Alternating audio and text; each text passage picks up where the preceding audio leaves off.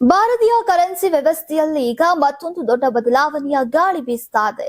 ಈಗ ಬಳಕೆಯಲ್ಲಿರುವಂತಹ ಕಾಗದದ ನೋಟುಗಳ ಜಾಗದಲ್ಲಿ ಪಾಲಿಮರ್ ಅಥವಾ ಪ್ಲಾಸ್ಟಿಕ್ ನೋಟುಗಳನ್ನ ತರುವಂತಹ ಬಗ್ಗೆ ಆರ್ಬಿಐ ಗಂಭೀರ ಚಿಂತನೆಯನ್ನ ನಡೆಸಿದೆ ಅನ್ನೋ ಸುದ್ದಿ ಈಗ ಎಲ್ಲೆಡೆ ಚರ್ಚೆಯಾಗ್ತಾ ಇದೆ. 50, 100 ಹಾಗೂ 500 ರೂಪಾಯಿ ಮುಖಬೆಲೆಯ ನೋಟುಗಳು ಹೊಸ ರೂಪ ಪಡೆಯುವಂತಹ ಸಾಧ್ಯತೆ ಇದೆ.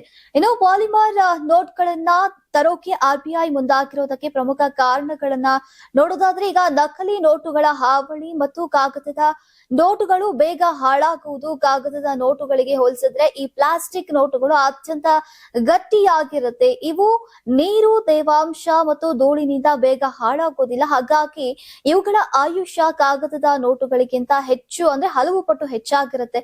ನೀವು ಸಣ್ಣ ಆಗ್ಬೇಕಲ್ವಾ? ಅದು ಒಂದು ಉತ್ತಮ ಆಹಾರದಿಂದ ಸಣ್ಣ ಆಗ್ಬೇಕಲ್ವಾ? ಪ್ರತಿದಿನ ನಮ್ಮ ಜೀನಿ ಸ್ಲಿಮ್ ನ ಯೂಸ್ ಮಾಡಿ ಯಾವುದೇ ಸೈಡ್ ಎಫೆಕ್ಟ್ ಇಲ್ದಂಗೆ ನೀವು ಸಣ್ಣ ಆಗ್ತೀರಾ.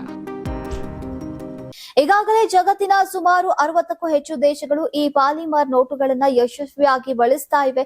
ಇನ್ನು ನಮ್ಮ ಭಾರತದಲ್ಲೂ ಕೂಡ 2012ರಲ್ಲಿ 10 ರೂಪಾಯಿ ನೋಟಿನ ರೂಪದಲ್ಲಿ ಇಂತಹದೊಂದು ಪ್ರಯೋಗ ನಡೆದಿತ್ತು. ಆದ್ರೆ ಅಂದು ತಾಂತ್ರಿಕ ಕಾರಣಗಳಿಂದಾಗಿ ಅಂದೇ ಅದು ನಿಂತು ಹೋಗಿತ್ತು. ಈಗ ತಂತ್ರಜ್ಞಾನ ಬೆಳೆದಿರೋದ್ರಿಂದ ಮತ್ತೆ ಈ ಬಗ್ಗೆ ದೊಡ್ಡ ಮಟ್ಟದಲ್ಲಿ ಚರ್ಚೆ ನಡೀತಾ ಇದೆ. ಆದರೆ ಈ ಬದಲಾವಣೆ ಅಷ್ಟು ಸುಲಭವಲ್ಲ. ದೇಶಾದ್ಯಂತ ಇರುವಂತಹ ಎಟಿಎಂ ಯಂತ್ರಗಳು ಮತ್ತು ಬ್ಯಾಂಕಿಂಗ್ ವ್ಯವಸ್ಥೆಯಲ್ಲಿ ಇದಕ್ಕೆ ತಕ್ಕಂತೆ ದೊಡ್ಡ ಮಟ್ಟದ ತಾಂತ್ರಿಕ ಬದಲಾವಣೆಗಳನ್ನ ಮಾಡಬೇಕಾಗತ್ತೆ.